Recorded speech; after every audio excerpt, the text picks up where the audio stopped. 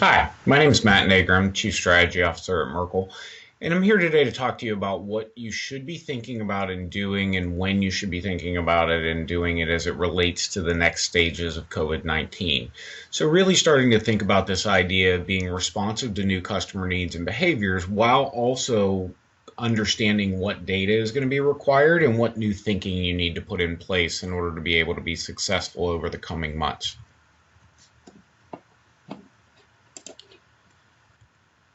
As we look at the market today, we understand that there are a series of markets that are starting to open. However, at the same time, we have the questions that sit out there of, are people going to engage? Are they going to buy? Are they going to get out and be behaving in the same manner that they did previously?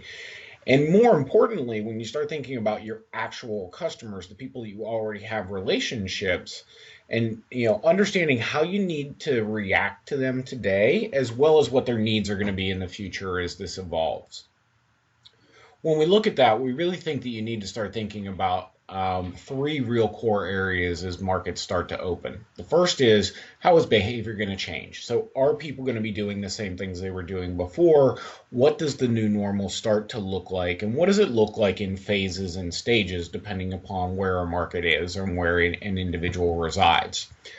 The second component of that then is, what message should you send? Should you be optimistic? Should you be conservative? Should you be aggressive in your sales pitch? Or you should be more empathetic in that same process? And then finally, how do I get the data that I need in order to be able to make these decisions? Every company that we're working with and every company that I've talked to about this situation over the last 8 weeks really is saying nothing that looked like it looked in January and February is going to continue to look that way in June and July. And as we start looking at that, the question then becomes, what do I need to do? Do I need to rethink my customer segmentation? Do I need to rethink my analytic models? Do I need to rethink my media optimization plan? More specifically, where do I get the data that I can use to inform that? We think there's three offerings that really make sense here. So the first of which is what we call Merkle Places. And Merkle Places is a set of data that shows us where consumers traffic and what their behavior patterns are throughout the course of a day, throughout the course of a week, throughout the course of a month. And I'm going to show you a couple of points of information on that. The second then is, as people are moving around and you start to understand foot traffic and you understand drive traffic, what are they spending their money on? Where are they spending their money? What types of stores? What types of services? What types of engagements? Also important, are they spending money online or offline?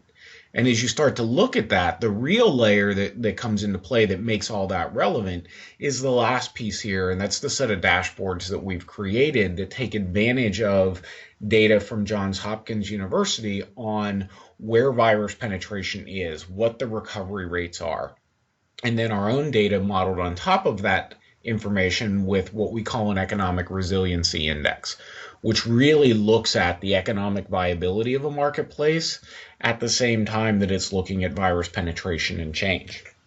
A couple of bullet points here that jump out in terms of our approach to customer strategy and thinking about how you market to your customers through this crisis. So, you still have this center foundation of everything that you've built in the past. But in today's world, every marketer really needs to be rethinking your customer segmentation. The segments that you had previously are not going to be as effective as the segments that you're going to need today. The challenge is, how quickly do you update those and what data do you use to get them into play? The second component here is that all potential and current customers are affected by this. We've talked about this ad nauseum almost over the last 8 weeks. This is a universal effect across all customer bases. And at the same time, it's going to affect each of those customer bases differently. You have to be able to rely on what you knew in the past, but then you have to gather insight on what's happening today, as we talked about the behavioral changes that come into play. In order to put this all in perspective, we've built out a learning agenda for marketers that think about this space and really look at what is the new normal in a post-COVID-19 era, and what are your primary goals and objectives. Your first goal and objective has to be to keep your loyal customers. At no point in history have we had a period of time where customers were more ripe to be stolen by competitors and transferred into new relationships than right now. At the same time, as a business, you have to grow your revenue. And you're going to grow your revenue more from your existing customers than you are from those customers that you're likely going to be able to go and take from competitors. You got to improve your efficiency. We know you need to be able to respond and react quickly today, but you also have to be very sensitive to what the efficiency of the media that you're running is and the efficiency of your marketing and the questions of should I put more money into better experience or should I put more money into media starts to come into play. And then finally, we are pushing our customers to look at a reduction in customer attrition. You've had customer attrition models in most companies in place over the course of the last several years, but the question becomes, how do we get a goal here? And we put a target goal of 12% because I think that's a reasonable goal to reduce attrition. Taking that into account with the other aspects of this program, you're not really looking at loyal customer retention versus customer attrition. You know you're going to lose some people. The question is, how do you lose the least amount and how are those people affecting your bottom line the least? We did put a series of questions in here that we think you need to be answering and building your learning agenda around on your consumers, your communication, and your competitors. And then finally, the proper practice from a marketing perspective is develop those customer strategies, build your targeting and segmentation, identify your media and your tactics, and then develop out your services and offerings. To give you a little insight into the three pillars that I talked about in terms of data, I want to give you some overviews of some current consumer traffic data that we have available to us, and also let you know that when you get into Merkle Places, you really do have the ability to see this based on your customer set, as well as mapped into the areas where you generate the most revenue. As you look at this, a couple of big things that jump out. So first off, big box stores are seeing in the largest component of sustained business. And as you look at these different models, you see peaks and spikes. But what we're really trying to look at here is pre-COVID and current scenario spend and traffic data from a foot traffic perspective. The second bullet here is really the one that I think should be driving everybody's decision. Overall movement around the country is increasing week over week for the last 4 weeks. It's going to continue to increase. It's going to rapidly increase over the next 4 weeks, and then it'll probably start to normalize. And then finally, the last two pieces here, which I think are almost no-brainers. Warehouse store traffic in the Northeast is showing significant growth. I specifically point that out because the Northeast has been much more affected with New York as the primary epicenter by increases in virus penetration. And as you start to look at virus penetration, the transactional side of that question is people go to these warehouses to get larger scale supplies, to get outdoor activities, to get things that they can use in their home to start to distract them from the day-to-day. And then the last piece there, really looking at outdoor activity continuing to rise, but we think you have to moderate that as well with the idea that weather patterns are changing. So normal outdoor activity would have continued to rise anyway. So the question is, how much of it is rising as a result of what we're seeing from the virus and the stay-at-home orders? I did have a couple examples here of data. This is data from Ninth Decimal, which is one of the consumer tracking services that we use as part of Places. And what it's giving you is insight at a category level based upon major activities that are happening across the U.S. You also then can look at that from a regional perspective, and this is data from Foursquare. So this is where some of those jump out points start to exist. So you look at hardware stores by region, and you see the biggest increases in the Midwest and the Northeast as an example in visits to hardware stores over the last 6 to 8 weeks. And that's a very significant rise, the Midwest coming up almost 80% at that point. So you can see some variances here. You also see a lot more variance in regions where the weather is coming into play, that, like I mentioned, on the trails and visits to trail activities or outdoor activities that you see in the bottom right here. As you look at that, it makes the most sense. The weather started to improve in the Midwest and the Northeast, and as it improved and as people didn't have places to go, they started spending more time outdoors. Whereas in the South and the West, where the weather's more moderate, it tended up, but it didn't tend up at the same growth rate. The next component then is the Merkle dashboards, and we talked about this, and what we've built here is a set of competitive dashboards that give us data on every market in the country and how they're being affected. You can look at things like discretionary spend. You can look at healthcare coverage. You can look at this movement that we have on whether or not virus reoccurrence is going to exist and how you make sure that you kind of moderate the risk of going too fast or too slow in that environment.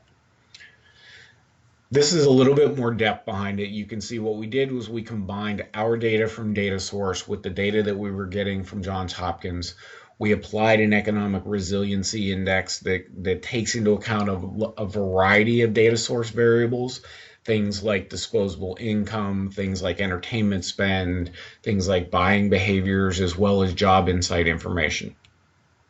And as you look at that, it really starts to give you an understanding of the financial solvency at a country level as well as at a county level. And so when you get down into the counties, this is, obviously assimilated data so that it's not PII and it's not going to cause any violations of any privacy regulation. But you're really looking here is to say which communities have a higher likelihood for a faster economic recovery, not necessarily guarantees. And as you look at that, you've got to be able to kind of push those metrics down into this much more granular level. So developing at a granular level gives you financial impact, it gives you infection rate, it gives you consumer sentiment, mobility, competitors, state reopening phases that you can lay on top of that, so that when you start to look at it, you have to really start to think about, do I have access in real time or near time for these measures? Can I overlay COVID-19 data with consumer readiness and perception data? How do I incorporate time series analysis into that model, and do my models need to be readjusted as a result of it? Looking at the detailed market level data, then you really start to understand that your marketing planning and your media planning needs to be done at a market by market level, so that you can look at a market map that looks like this, where the red zones are least likely to come back, the green, dark green zones are most likely to come back, and then you've got a spectrum that exists inside of it. And I think this map represents a good example. So if you pull out Florida, this is an example of the map of Florida with this data applied to it from last week. Now, the point I make here is that this data is updated every week. What you can see is areas that typically would have been good economic centers like Miami-Dade County, there was actually a very high infection rate there. And so we believe they're low. The likelihood of them coming back as fast in Miami as they will in Indian River is actually very low. Whereas Indian River had a low penetration rate, they had high disposable income, and they had high investable assets. Finally, as you look at this, we want you to take a look at this idea of, where you start to frame this in and start to think about the robust data that's going to apply here. So on the sustain model, as an example, the market readiness is low. The characteristics that are outlined here are the reasons why we think that the economic return is going to be slower.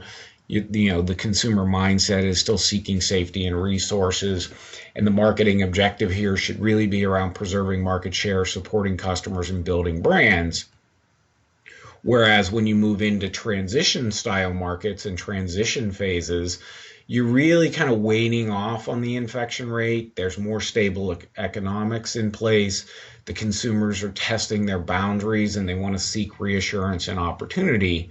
And then certainly in your rebuild areas, there's very little penetration there of the virus in itself. And a lot of these are the markets where they don't understand why we've been in this lockdown, so to speak, for the last 8 weeks.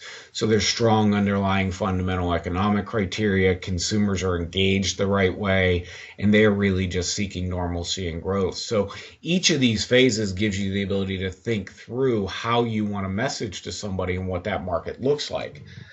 Now, some key considerations here is, progress isn't necessarily going to move left to right on this scale. It's not going to be predictable. It's going to move back and forth as it relates to economic changes as well as it relates to medical changes. The same thing is looking at categorization of these markets with variables like income, spend velocity, assets, spending patterns, unemployment, small business health. Those are all data points that you need to be taking into account as you're building your plan. And then the last bullet here on behavioral changes will happen differently in different markets. And this is where you see a lot of the individual commentary from consumers where they say, yes, I don't want the restrictions, but no, I'm not going to engage. So the categorization at a market level provides a really clean lens into how you view customer sentiment and understand the markets. But I have to be key here. It's not a replacement for your personalized interactions. You need to be thinking and understanding what those personal interactions look like. And you need to be applying some core dimensions from your third party data, your first party data, layering that in with the financial impact of COVID-19 and, in whether places are highly impacted or not so highly impacted. And then you've got to apply your market level dimensions around your product, your messaging, your channel, and your media. Finally, the key considerations that we want you to take a look at. Now's the time to move to an agile marketing practice. So if you don't have an agile practice in place right now where you can move campaigns quickly, this is a time for innovation. This is a time for you to start one of those, and this is a time for you to really try and drive that home. The second component here is it is our belief, based on what we've seen so far, that social gatherings are going to be done in smaller and more personal environments. They're going to be limited to close friend groups. How does that affect your marketing? How does that affect your referral marketing and your influencer marketing, as well as where and how you put your message in market and what that message is? You also need to make sure that you're moving very quickly by market to capitalize on changes. These markets are going to change by the day in some cases, by the week, by the month. You've really got to start understanding and getting the right amounts of data in there so you can see when, where, and how to buy your media, as well as when, where, and how to have a conversation with a customer. And then the last point here I can't make strongly enough. Your segmentation and your marketing really needs to also take into account this idea that there could be a reoccurrence at any time of the virus in a given market. And so you can't just say, oh, this market's back and let it go. You also want to start changing your business. So all those things that 8 weeks ago companies were saying, boy, I wish we had done X before. Well, now is the time to do X because there is likely going to be some level of recurrence down the road. And the worst case scenario is there isn't, but you've invested in building better customer experiences for the people that you're trying to serve. Thank you for taking the time to watch this video. I hope that you found the content to be valuable. And if you have any questions, please feel free to reach out to your contacts at Merkle, myself as the head of strategy, or anyone else from a strategy position inside of our team and organization. Thank you.